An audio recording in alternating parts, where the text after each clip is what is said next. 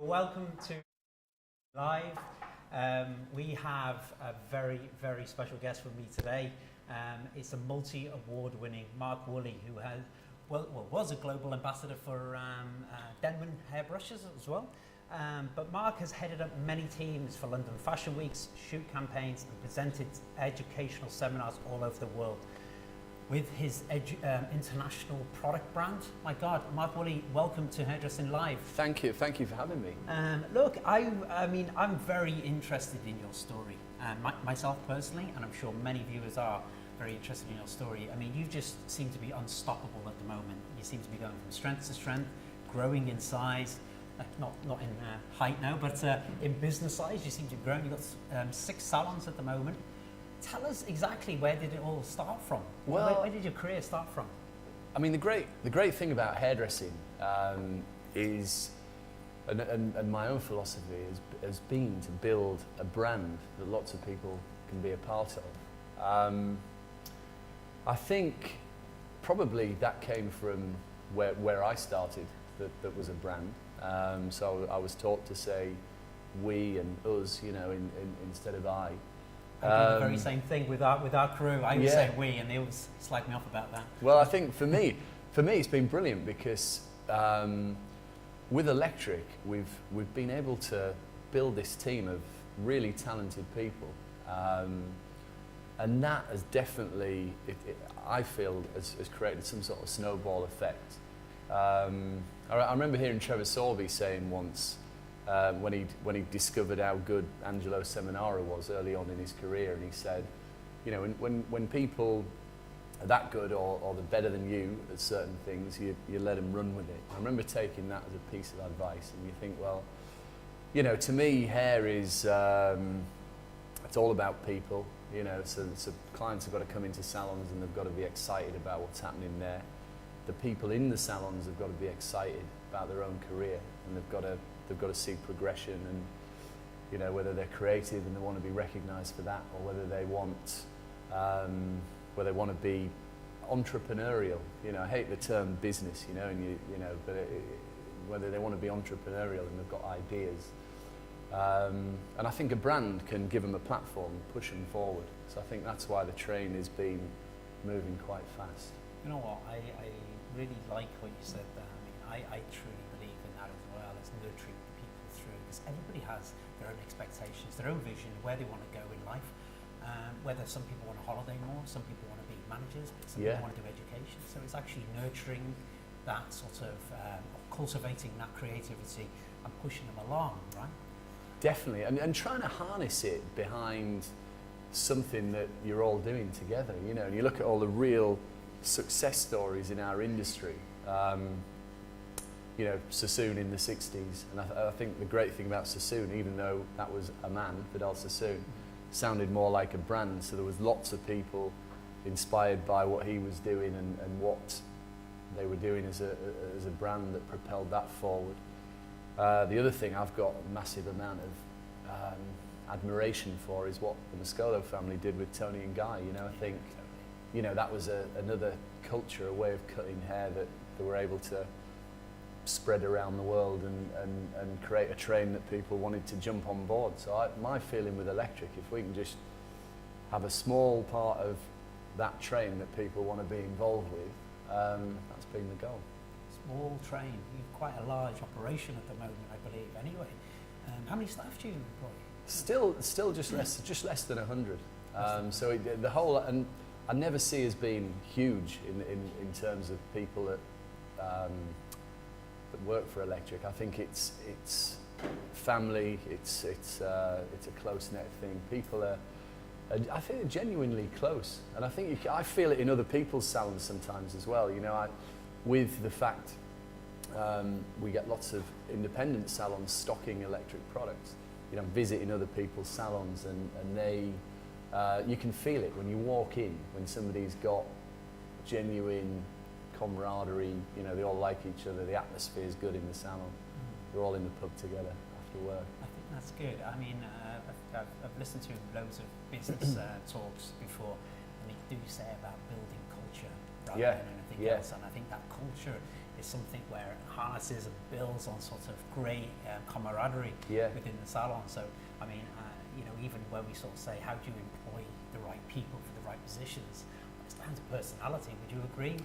It is, definitely. I think What's you in there you involved? search for somebody who's got, you know, we derived the name electric from this atmosphere that good salons have, and I think that comes from creativity's got to be at the forefront, you know. So I think people being good hairdressers that's one thing, but then being genuinely inspired and excited about what you're doing, that when those two things come together, Yeah, it's magical.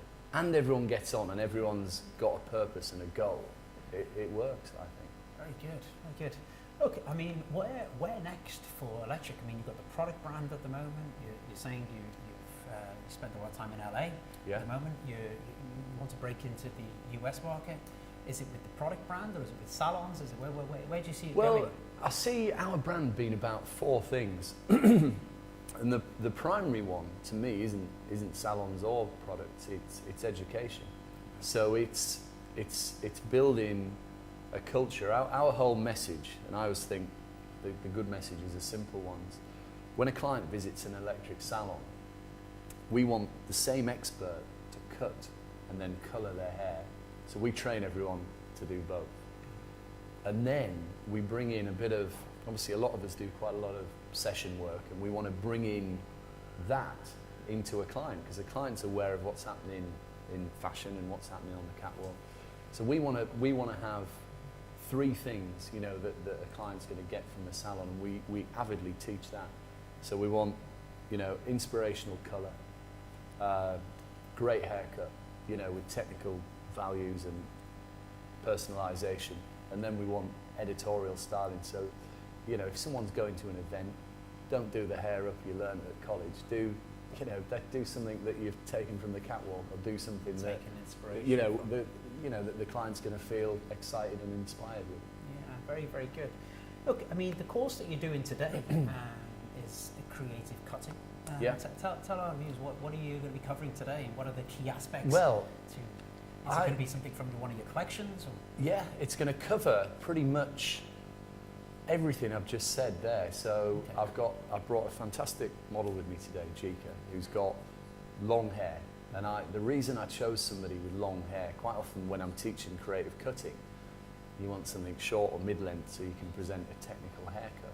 Yeah. What I wanted to do today was share some, you know, I think most of our clients have got long hair, you know, that come into the salon, and they're saying things like, well, inspire me and change me, but by the way, don't cut much off. Yeah, we get that all So- the time, don't we? So I want to show, you know, what we can do with long hair, so we can cut the shape into it, and the whole electric way is about having a strong perimeter and then hair that moves on the inside and is seamless. So we're going to create a haircut like that, and then we've already done the colour in the interest of time. Wow. So you know, we're then going to present a couple of little editorial ways of finishing, a couple of look changes as well. Amazing stuff. There was another thing when I was actually looking you up was the Falmer Court.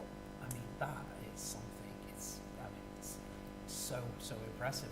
Take us through why did you come up with that idea? Well, it was it's a hub, we've had isn't it, a for education, yeah isn't it? we've had a photographic studio within Electric now for about 12 years. I opened the studio 2005, so 2 years before the first electric salon.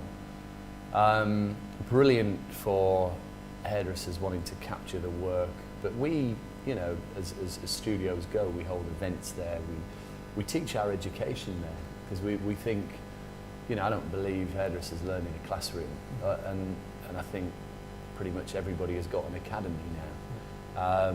You know, we want our people to learn in our environment, you know, in a photographic studio, and if they see something and they have something inspirational, they can capture it. So we rent space to photographers and filmmakers. So there's always somebody there to do that. And Falmer Court is just a bigger version of that. It's a farm, or it was a farm. Converted it. in Sussex. So most people know I split my time between London and Brighton.